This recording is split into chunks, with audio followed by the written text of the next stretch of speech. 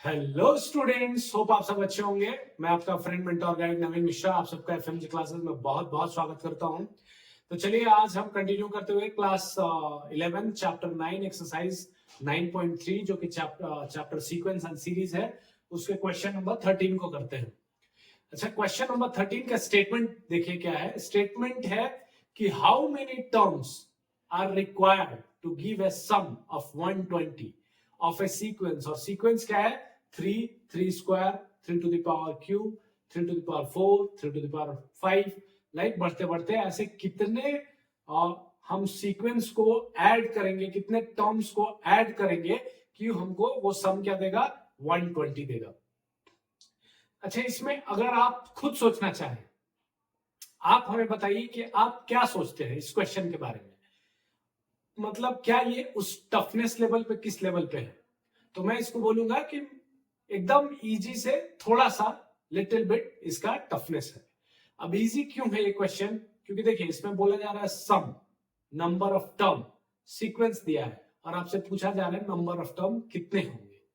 तो अगर आपको सम का फॉर्मूला पता है तो क्या आप वहां से सम का सारा वैल्यू रख के, ये सीक्वेंस रख के, और क्या वहां से आप फाइंड आउट कर सकते हैं कि कितना टर्म होगा, नंबर ऑफ टर्म, एन का वैल्यू।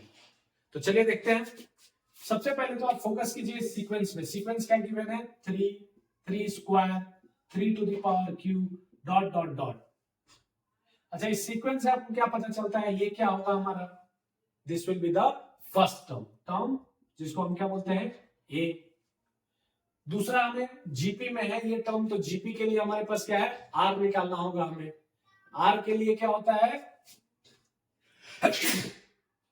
सॉरी, आर के लिए क्या होता है? Second term by first term, A2 by A1, A3 by A2, next term divided by उसके जस्ट बिफोर वाला टर्म, तो वहां पे हमको आर मिल जाता है।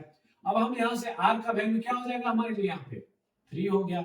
ए का वैल्यू 3, आर का वैल्यू 3, सम गिवन है 120। तो क्या आप सम का फार्मूला लगा सकते हैं? क्या है हमारे पास सम का formula? Sn is equals to a. जब आर ग्रेटर देन 1 हो तो हम कौन सा फार्मूला यूज करते हैं? R to the power n minus 1 divided by r minus 1।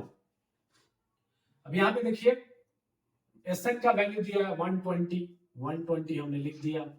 ए का वैल्यू दिया है 3, वो भी हमने लिख दिया। आर का वैल्यू है 3 to the power n minus 1 divided by 3 minus 1। N ही का वैल्यू हमें निकालना है, क्योंकि क्या पूछ रहा है? Number of terms, how many terms, मतलब एन का वैल्यू, नंबर ऑफ टर्म। तो अगर आपको ये फॉर्मूला पता है और आपने सारे वैल्यूज एज इट इज रख दिए यहाँ पे, तो आप बताइए यहां देखिए क्या हो जाएगा? 123 डिवाइडेड बाई ये 3 माइनस 2, 2 हो जाएगा, 1 2 हो जाएगा, 3 to the power n minus 1। ठीक है, अब आइए थोड़ा सा इधर हम लोग सॉल्व कर लेते हैं।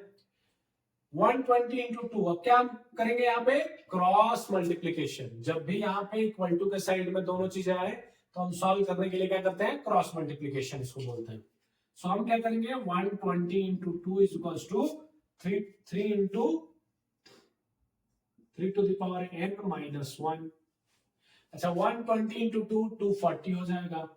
240 और ये 3 इधर मल्टीपल में, तो इधर क्या हो जाएगा? डिवाइड में हो जाएगा। तो अब बताइए कितने बार में डिवाइड होगा? 3 8 जा 24, तो 80 टाइम्स में क्या हो जाएगा? 3 to the power n minus 1 divide हो जाएगा। अब हम क्या करेंगे? 1 को इस साइड ले आ देंगे, तो हमारे पास क्या बचेगा? 3 to the power n is equals to 80 plus 1 81। अच्छा, 3 to the power n is equals to 81 को हम 3 के मल्टीपल में अगर हम लिखना चाहें तो 3 इंटू 3 9, 9 9 जा 80 81। सो क्या हम ऐसे लिख सकते हैं? 3 टू द पावर 4। कैसे?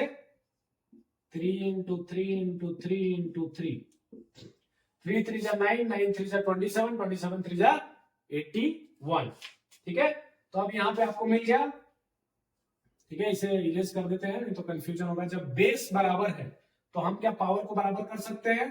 तो यहां से हमें क्या मिल रहा है? यहां से हमें मिल रहा है n is equals to 4, n is equals to 4। यहां से हमें क्या मिल रहा है? जब बेस इक्वल है तो हम पावर को क्या करेंगे? इक्वेट कर देंगे। तो n का वैल्यू हमारे पास क्या आ गया? 4। मतलब वैसे वैसे 1 2 3 और एक और 4 टर्म अगर हम रहता 3⁴ रहता तो तीन चारों मिलके जो सम देते वो 120 के बराबर देते। होप आप सबको समझ में होगा। इसमें कुछ भी क्रिटिकल नहीं था, कुछ भी टेक्निकल बहुत ज्यादा नहीं था, सिंपल आपको फॉर्मूला पे बेस था। फॉर्मूला में एक सीक्वेंस दिया हुआ है, सीक्वेंस से ए और आर का वैल्यू निकाल लीजिए, उसके बाद आप फॉर्मूला में उस वैल्यू को रखिए और धीरे धीरे सॉल्व करके आप एन का वैल्यू निकाल लीजिए। होप आप सबको समझ में आया होगा। अगर नहीं आया तो टेंशन लेने की कोई बात नहीं, खुद से सोचिए और ट्राई कीजिए। Thank you so much.